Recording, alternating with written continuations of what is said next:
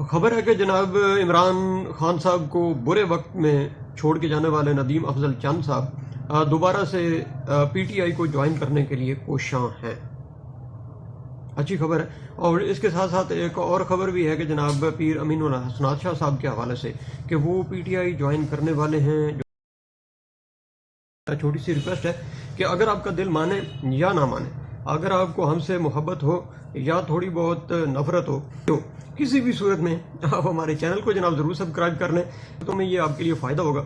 मोहब्बत हुई तो फिर मोहब्बतें बढ़ती जाएंगी, और अगर कोई और मसले मसाइल हुए तो उससे भी आपकी आराम मुझ तक पहुँचती रहेंगी। तो मैं कोशिश करूँगा कि उनको थोड़ा सा बदला जाए, और जो मेरे अंदर कुछ खामियाँ हैं, ख़राबियाँ हैं, कोताहियाँ हैं, गलतियाँ हैं, उनको भी थोड़ा सा दूर करने की कोशिश करता हूँ। तो दोनों ही सूरतों में आपका साथ बहुत ज़रूरी है। ठीक है जी, चलते हैं जनाब। पहले सीन को देखते हैं कि नदीम अफजल चंद साहब की ये खबर मेरी नज़र से गुजरी, और उनके जो है अपना ऑफिशियल पेज है एक, उसके हवाले से गुजरी थी, इसलिए मैंने उसको नोटिस भी किया। इसी तरह की एक तरदीद उन्होंने वहाँ पे उन्होंने खबर की तरदीद की थी, जो शायद बेरा से किसी ने उसको पोस्ट किया है कि नदीम अफजल चंद साहब बहुत सारी उन्होंने साथ में बातें लिखी हैं जो कि नामुनासिब है। खैर उनकी अपनी बात है। तो उसमें उन्होंने कहा कि जनाब नदीम अफजल चंद साहब जो हैं वो दोबारा से चूँकि खान को बुरे हालात में छोड़ के गए थे, तो दोबारा से वो खान साहब के साथ मिलने के लिए कोशां हैं। अच्छा एक हवाले से इसको देखा जाए तो ये खबर जो है ना वो कुछ बुरी भी नहीं लगती, क्योंकि जब नदीम अफजल चंद साहब का ये रिसेंट पास्ट जो है वो इसके हवाले से बड़ा सपोर्टिंग है कि जब नदीम अफजल चंद साहब पीपल्स पार्टी को खैराबाद कह के जिस जज्बातियत से या जिस हवाले से भी उनके बकौल बड़ा सोच समझ के वो गए थे पीटीआई में, और उन मशवरों में उस गुनाह में हम भी शायद बल्कि सवाब में हम भी शामिल थे। तो उस वक़्त भी वो कनाडा में और आगे पीछे काफ़ी एंड तक उसकी तरदीदें करते रहे थे। फिर उन्होंने एक पैटर्न बनाया कि पहले वो खुद गए, फिर अपनी फैमिली जो दूसरी है उनको भी आहिस्ता आहिस्ता उन्होंने साथ लेके गए। फिर उसी पैटर्न को उन्होंने दोबारा दोहराया है। जब वो पीपल्स पार्टी से अपना पीटीआई से वापस पीपल्स पार्टी की तरफ गए हैं, तो आज से इसी तरह की तरदीदें वगैरह वो उनकी अफवाहें चलती रहीं, तकरीबन 3.5 साल में ही उनकी अफवाहें चलती रहीं कि वो वापस जनाब पीपल्स पार्टी की तरफ जा रहे हैं। और तकरीबन को 8-9 महीने या 1 साल पहले तो हमारे एक दोस्त हैं जनाब सैयद ओन शराजी साहब, उन्होंने उनसे हमारी डिस्कशन भी हुई और एक व्लॉग भी उन्होंने किया था।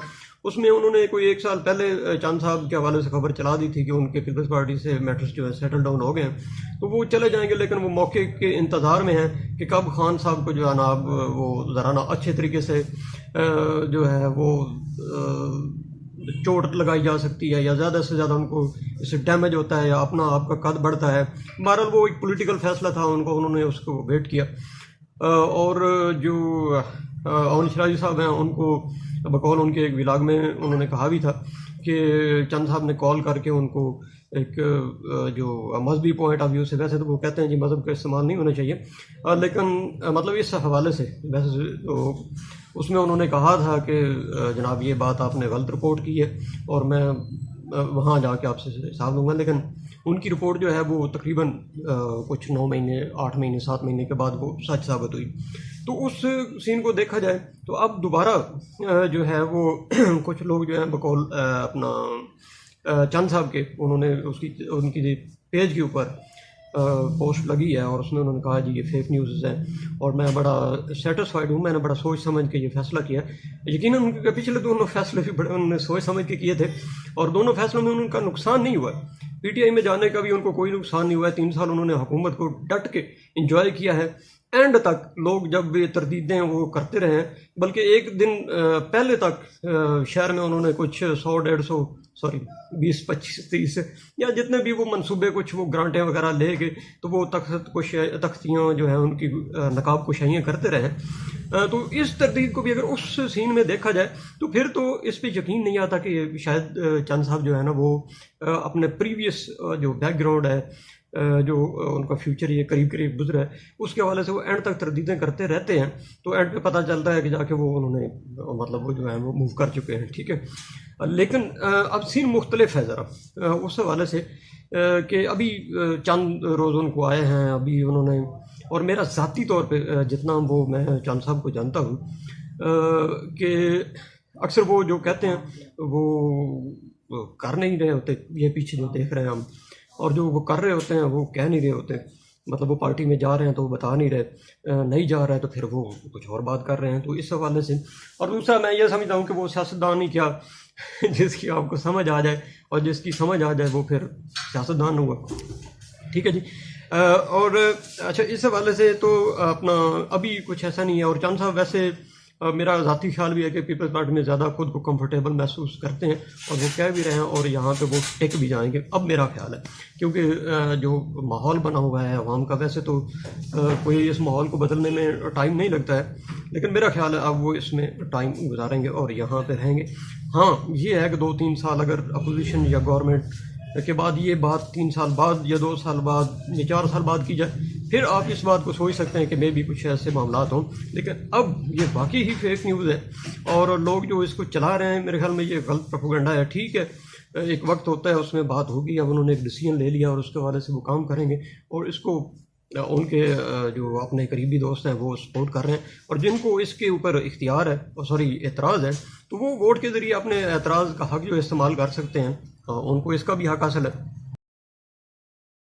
दूसरी तरफ जनाब पीर साहब के हवाले से खबर है कि पीर अमीनुल हसन शाह साहब जो हैं वो पीटीआई ज्वाइन करने वाले हैं या जा रहे हैं, वहाँ पर उनकी कोई बातचीत हो रही है। तो उस हवाले से अगर देखा जाए तो मुशर्रफ दौर में भी पीर साहब जो हैं वो उस तरफ नहीं गए हैं और उन्होंने पार्टी के साथ लॉयल्टी दिखाई है। अभी तो सिनेरियो काफ़ी डिफरेंट है, लेकिन जो अपना पीर फारूक शाह साहब हैं वो हर सूरत में, चूँकि मेरा ख्याल है और कुछ इन्फॉर्मेशन भी है कि वो इलेक्शन लड़ना चाहते हैं, तो नून लीग में चूँकि टफ कंपटीशन है और पिछली दफ़ा उनको टिकट दिया भी नहीं गया था, तो इस हवाले से इस दफ़ा उनकी शायद कोशिश होगी कि किसी पार्टी के अच्छे टिकट से आ जाएं तो फिर अच्छा मुकाबला हो सकता है। क्योंकि एक तरफ अगर भरत साहबान होंगे, दूसरी तरफ नदीम अफजल चंद साहब होंगे, तो पीटीआई के पास फिर उसी कद काठ का कुछ पॉलिटिकल बैकग्राउंड रखने वाला बंदा अगर होगा तो वो काफ़ी अच्छा जो है वो रिस्पांस सामने आ सकता है। तो अभी तक बाज़ाब्ता तो नहीं ऐसा हुआ है, लेकिन एक तरफ देखा जाए तो पीर अमीनुल हसन शाह साहब जो हैं उनकी एक बहुत बड़ी विश जो है वो इस पीटीआई के दौर में पूरी हुई है, यानी कि अलकरम यूनिवर्सिटी के हवाले से। और मुझे याद है कि 2006 या 2007 में एक मेरी मुलाकात हुई थी, उस वक़्त भी पीर साहब बड़ी कोशिश में थे कि वो इसको जो है वो मंजूरी ले लें और मुसलसल कोशिश करते रहें। लेकिन जब वक्त मुतय्यन होता है और जिसके क्रेडिट पे कोई बात जानी होती है वो चली जाती है। तो इस हुकूमत में, पीटीआई की हुकूमत में, उनको ये भी एजाज़ मिला कि उनका दरीना ख्वाब जो है वो पूरा हुआ और यकीनन कुछ दोस्त भी उनसे इस हवाले से राब्ते में होंगे।